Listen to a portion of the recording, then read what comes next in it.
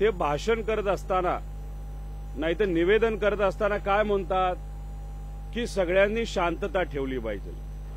पण दुसऱ्या बाजूला त्यांच्याच पक्षाचे त्यांचे खास मंत्री अतिशय आक्रमक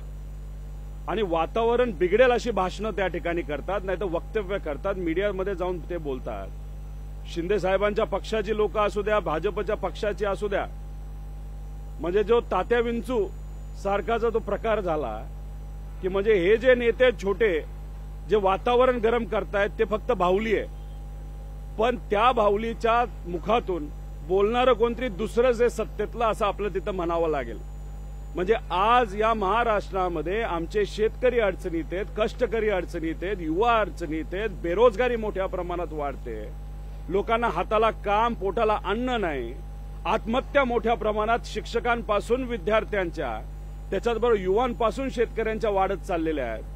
पण या सर्व गोष्टींकडे लक्ष जाऊ नये म्हणून मुद्दामून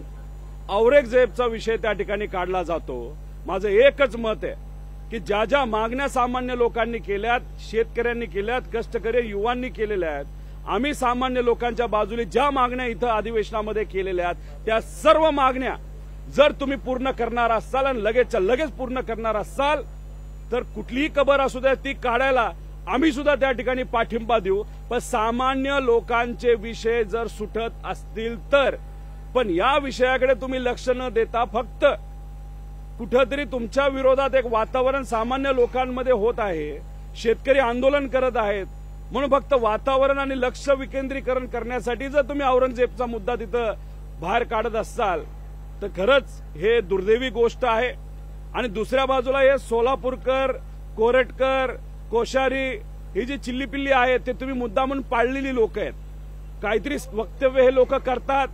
त्यावेळेस तुमच्या ज्या संघटना आहेत, पक्षाच्या संघटना नाही तर सामाजिक संघटना, तेव्हा त्या झोपतात आणि अचानक वरून आदेश आला की आता तुम्ही आंदोलन करा, आक्रमक राहा, दंगल आपल्याला घडवायची आहे, की तेव्हा ते उठतात आणि बोलायला लागतात. अहो तुमच्यात हिंमत असेल ना ते आधी या कोरटकर आणि हा सोलापूरकर आणि त्या कोश्यारी असली जी चिलीमिली तुम्ही पाळलेलीत ना त्यांना आधी जेलमध्ये तुम्ही टाका, सुरुवात तिथपासून करा आणि मग महामानवांचा आदर तुमच्या मनामध्ये कुठेतरी सिद्ध होईल असं आपल्याला म्हणावं लागेल.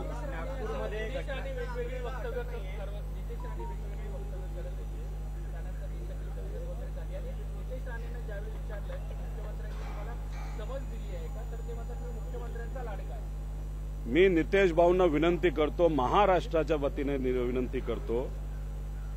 त्यांचं वय कमी आहे, ते मंत्री झालेत, पुढे अनेक काळ त्यांना राजकारण करायचंय.